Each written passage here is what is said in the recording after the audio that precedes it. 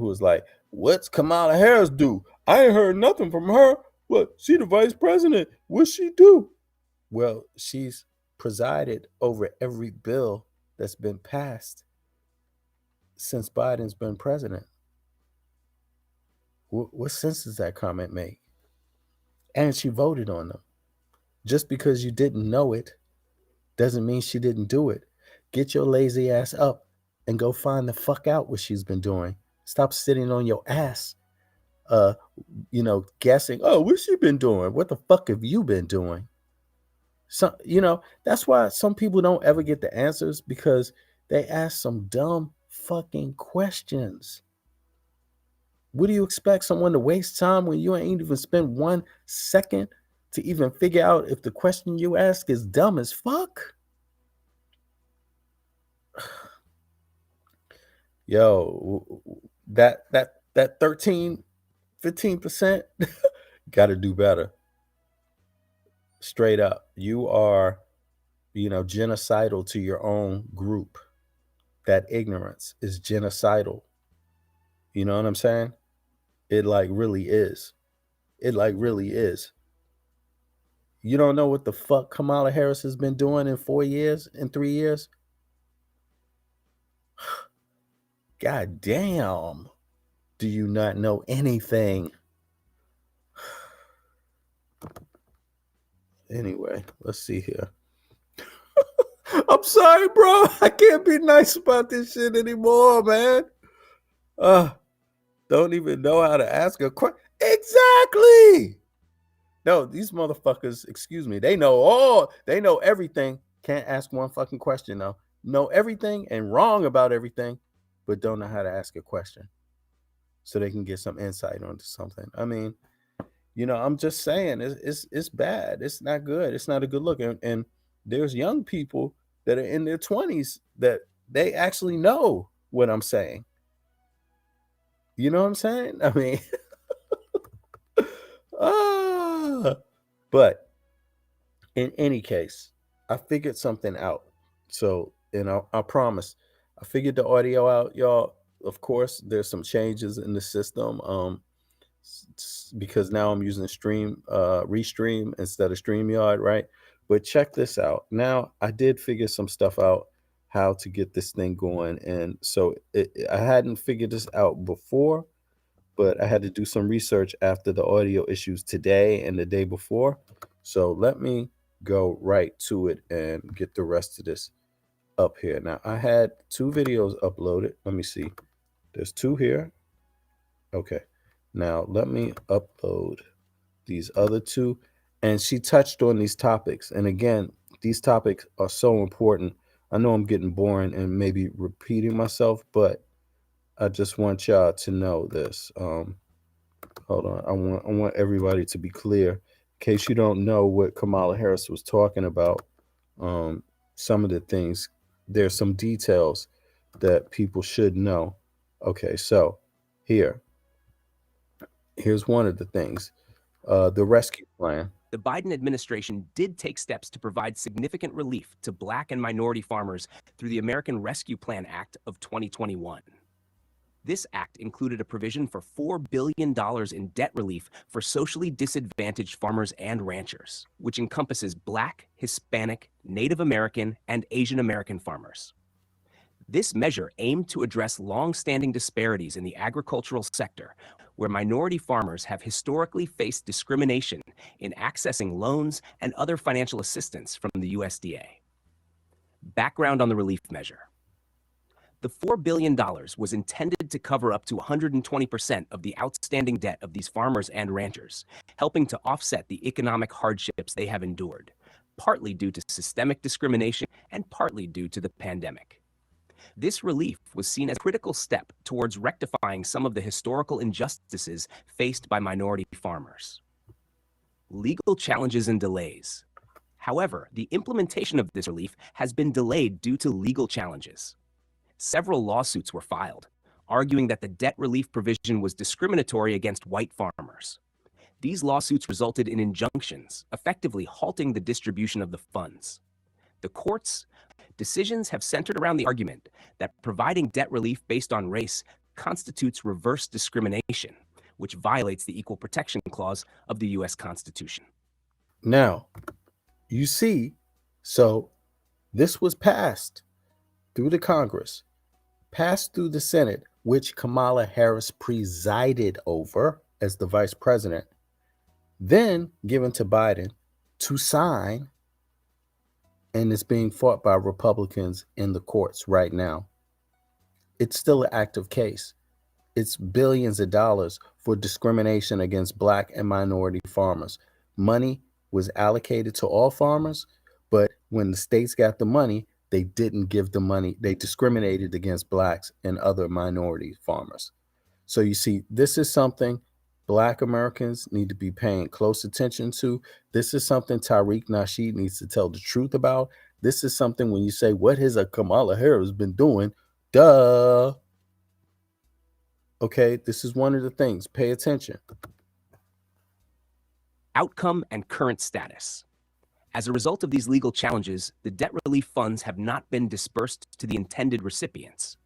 The Biden administration has faced criticism from both the farmers expecting the relief and those who oppose the measure. In response, the administration and Congress have sought to revise the program to address the legal concerns while still providing the intended support. This led to the passage of the Inflation Reduction Act in 2022, which replaced the race-based debt relief with a broader relief program that does not explicitly prioritize any racial group, but focuses on farmers in financial distress. They did that because the initial one is still held up in court. So they went back to Congress. They went back to the Senate, which Kamala Harris presided over, passed a new one where it removed any mention of race and just talked about economic issues. Biden signed that. And then lo and behold, guess who criticized it? Black folk. She ain't done nothing for the Black folk. I mean, you see how insidious that is? That's insidious. This shift was an attempt to make the program legally defensible while still offering relief. However, this change has caused frustration among many Black and minority farmers who felt that the original intent of the program to address specific racial inequities was being diluted. Why no action yet? It was diluted, of course, and it should be criticized, but criticize the correct people. Criticize the Republicans and the Republican judges that are fighting it in the courts to stop the release of the funds, right? While they litigate it, which they've been stalling. They started litigating it as soon as it was passed. You see, that's 2021. They wanted to prevent Biden and Kamala Harris from doing something for you. And it's still in court, but at least you could do is know that, to know that it's still in court. How the fuck can you not know that if you're frustrated about it? And stop saying, what has she done here? If you want to say what has they done for you, here's one of the things. Please tell other people to ask you now. The primary reason for the delay in providing relief has been the legal battles that arose from the original structure of the debt relief program. The court's injunctions prevented the USDA from moving forward with the debt cancellations. And the court injunction, the judge could have released the funds, but he issued an injunction because he's a Republican dumbass who doesn't want you to get the money. So he withheld the money while they still are litigating it. And they're just really stalling it. They're claiming that it's reverse discrimination. And we all know there's nothing called that because, hey, after all, if you can isolate groups because of their ethnic background, then you can also go to court and reward them, resolve their issue due to the same discrimination they got for their ethnic background. But how do you do it without saying who they are? How do you do it? The legal process has been slow. Additionally, the restructuring of the program to comply with legal standards has taken time, contributing to the delay in delivering the promised relief. In summary, While the Biden administration did sign a $4 billion relief package for Black and minority farmers, its implementation has been delayed due to legal challenges. The situation highlights the complexities involved in addressing historical inequities within the framework of current legal standards. Yep. Check it out. Several lawsuits were filed. Here are the actual lawsuits, and here's the reason for the case not being finished, coming to resolution, or the funds not being released yet. Listen very carefully. In opposition to the American Rescue Plan Act of 2021, particularly targeting the provision that offered debt relief to socially disadvantaged farmers based on race. These lawsuits generally argued that the provision was discriminatory against white farmers and violated the Equal Protection Clause of the U.S. Constitution. Number of cases filed. As of the latest available information, at least 12 federal lawsuits were filed challenging the debt relief provision under the American Rescue Plan Act. These lawsuits were filed across various states, including Texas, Florida, Tennessee, Wisconsin, and others. Key cases. 1. Wynn v. Vilsack, Texas. And you know what gets me? Is some of these people that live in these states might even mess around and vote for Donald Trump. Might even vote for Republicans while being Black and complaining about Kamala Harris and Joe Biden not doing a damn thing for them. One of the first major lawsuits filed by Sid Miller, Texas Agriculture Commissioner, on behalf of white farmers. 2. McKinney v. Vilsack, Tennessee. A group of farmers from Tennessee challenged the provision. 3. Joyner v. Vilsack, Florida. White farmers in Florida argued the debt relief provision was unconstitutional. 4. Fava v. Vilsack, Wisconsin. A lawsuit was filed by a group representing white farmers in Wisconsin. Court decisions and injunctions. In several of these cases, federal judges issued preliminary injunctions that halted the implementation of the debt relief program. These injunctions were based on the argument that the race-based criteria likely violated the Equal Protection Clause, effectively pausing the program nationwide. Outcome.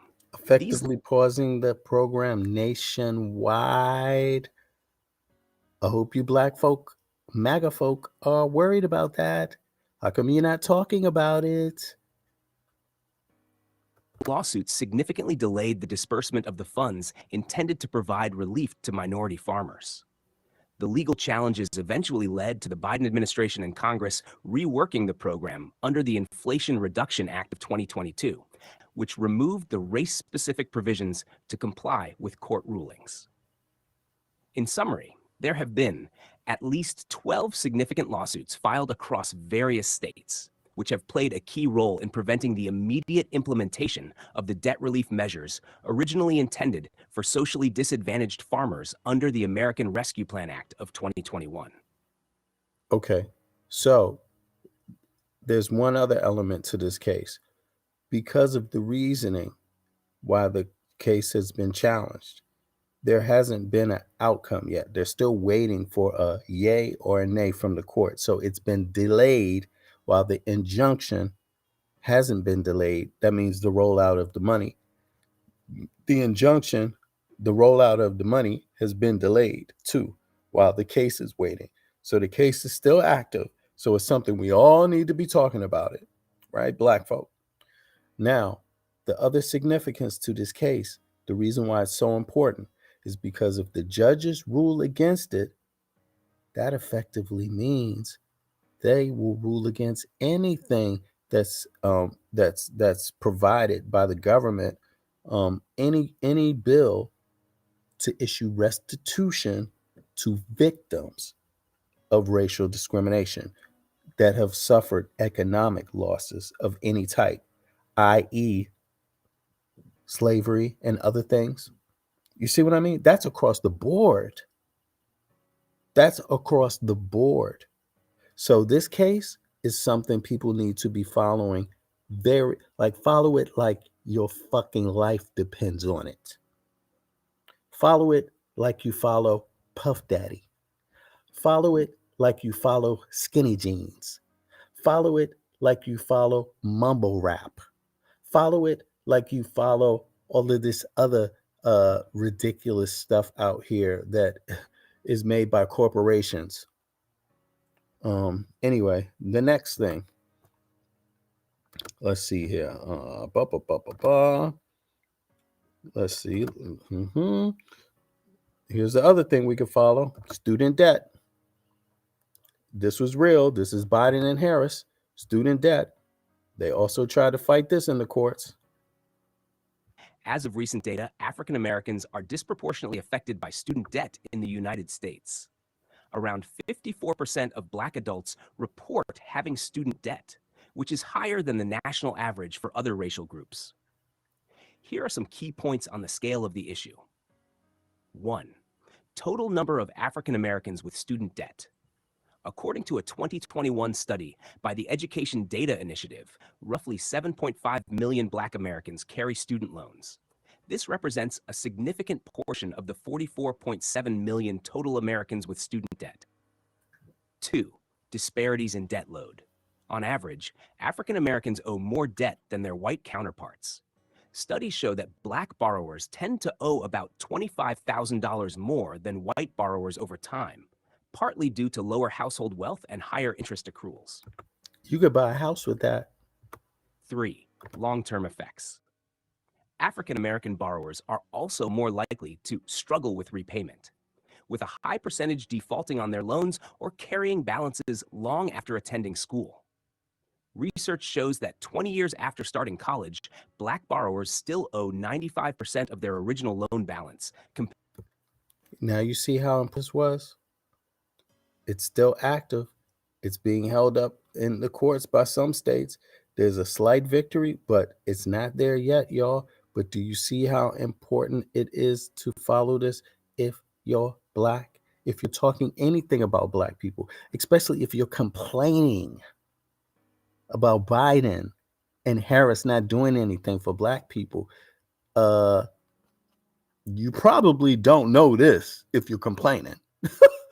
And if you do know this and you're complaining, something's wrong with you, because you should be sharing the information and voting for them, backing them up when they backed you up in the law, doing their job. Guess who else presided over this? Kamala Harris, because she's the vice president and she's the head of the Senate. The Senate. Yes, that means she had to sit here and listen to everyone debate every little thing, every little argument about it, the yays and the nays, then conduct the vote. So she probably knows more about it than most people, especially Tariq Nasheed. So if you've been getting your advice about Kamala Harris from Tariq Nasheed or any other YouTuber that seems to be distrustful of the Indian lady, who listened to every MAGA point and thinks that her grandfather was a slave owner named Mr. Brown in Jamaica somewhere, you dumb motherfuckers. You're dumb. Compared to 6% for white borrowers. The racial wealth gap, labor market disparities, and predatory lending practices have exacerbated these debt burdens, leading to calls for reforms in how student loans are administered. Here's the next question, because you know the next question is automatic. Yeah, but how many of those Black people are immigrants? Here's your answer. About 71% of Black students borrow federal loans for their education, and the total student debt for Black graduates tends to exceed that of their white counterparts by an average of $25,000. You can buy a house with that. All that's being held up in the court. Do you know how many millions of Black people that is? 7.1 million Black folks. Student debt. This disparity is influenced by various factors, including socioeconomic conditions and institutional biases in the education system. 48 source. As for the immigrant population, 10% of Black Americans are immigrants, primarily from the Caribbean and African nations. 46 source. So detracts 10% from 7.1 million What do you get? What do you think you get for that? You see what I mean? You're still dealing with. Anyway, let me see something here. Jesus. 2 seconds.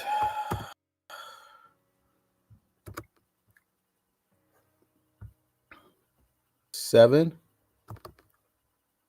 point. Where's the point at? Is this the point? Oh, or do I just say 7, 1, 1, 1? Oh, there it is. And there we go. 7.1. Let's just say 7 million, right? Minus 10%. Okay, so 700,000. So let's just say that's minus 700,000. That's 7 million, 300,000, 7,400,000 African Americans. That's 25,000 apiece. Do the math.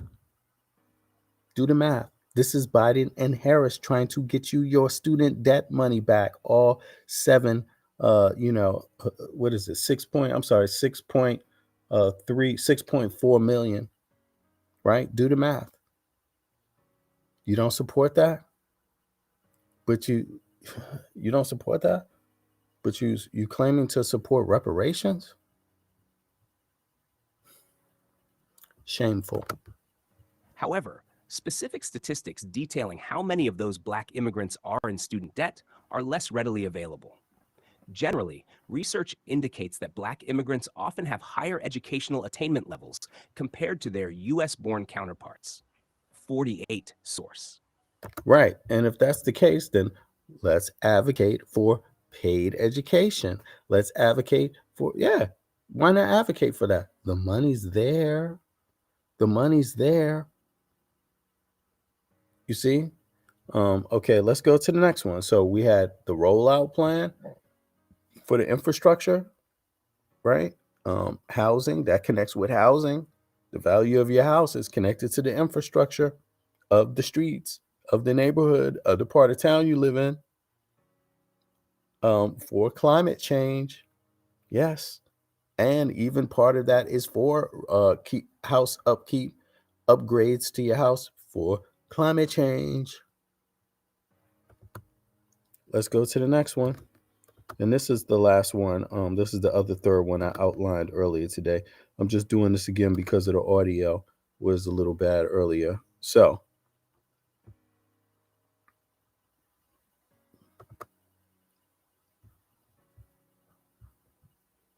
oh no, the first one was the rescue plan I talked about. I'm sorry, for Black farmers. And now this is the climate change that connects with the housing, right? Climate change connects with the farming too, but this connects with the housing. So here we go. When deciding whether to sell your home now or wait for the Biden administration's infrastructure projects to fully roll out, especially in areas at risk of climate change, it's important to consider a few factors. 1. Potential value increase from infrastructure projects. Oh, and by the way, Kamala Harris presided over these hearings and this vote in the Senate. Bipartisan infrastructure law. She probably knows more about this than anybody else because she's had to sit there and listen to the arguments for and against it. Signed in 2021, allocates significant funding for projects like roads, bridges, public transportation, broadband expansion, and resilience measures against climate change. If your home is in an area that will benefit directly from these projects, such as improved transportation access or flood protection, this could increase property values over time. Transportation This could increase property values over time.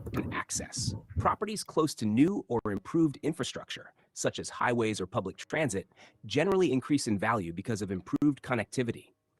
Homes located near new transit hubs, for example, may see a 5 to 10% increase in value. Climate resilience. Homes in areas that are vulnerable to climate-related risks like flooding, wildfires, or hurricanes may benefit from projects designed to mitigate these risks. Such improvements, e.g., upgraded stormwater management systems, flood defenses, could significantly raise property values as they reduce the risk of damage. The protection offered by these projects could be especially appealing to buyers worried about long-term climate risks. 2. Impact on climate-vulnerable homes. Flood zones. Homes in flood-prone areas might see their value increase if infrastructure projects reduce the risk of flooding. On the other hand, areas that are not part of major mitigation plans might see declining values due to ongoing or worsening risk. Did you hear that? So if you don't want the infrastructure rollout for climate change, do you think that's going to help the value of your house? What do you think it's going to do to the value of your house if you don't get the rollout? The value of your house is going to decrease. Yes. Just like the value of your home is going to increase if you get the rollout because of climate change. If you don't get it, you'll be one of the people, the value of your house will decrease 5 to 10% or maybe even more. It will go up 5 to 10% if you get it, but if you don't get it, it could decrease even more than 5 to 10%. I hope folks paying attention.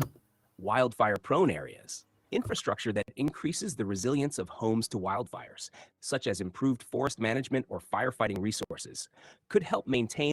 But some of y'all still sitting back there saying, I don't vote. I ain't going to vote. I'm going to vote for Donald Trump because he had the what the hell was that one thing? Opportunity Zone, which created barely any opportunity. It was a scam, you know? I mean, let's see who's concerned about this right now. Are you concerned about Puff Daddy right now? Because he's already locked up. He ain't getting out till he's 78 at the earliest. Or are you concerned about Skinny Jeans right now? You concerned about what? What are you concerned about right now? What are you concerned about right now? Or boost home values in high-risk regions. What's your conversation about right now? 3. Timing of sale. If the infrastructure projects in your area are imminent or in early development phases, waiting for completion could yield a higher selling price. However, if the projects are still years away, the immediate impact on property values might be limited. Current market conditions. Consider the current housing market as well. If the market is hot now, with low interest rates and high demand, it might be beneficial to sell before the projects are completed, as future increases in interest rates could cool the market. 4. Other factors.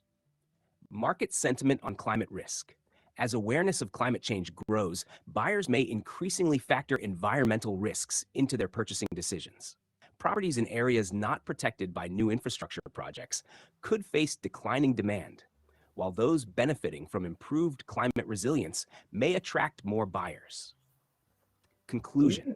If the infrastructure projects in your area promise significant benefits, like improved transportation or climate resilience measures, waiting until they are completed could boost the value of your home. However, if the timeline for these projects is far off, selling now in a strong market might make more sense, especially if you're concerned about rising interest rates or if your home is in a high-risk area for climate-related damage.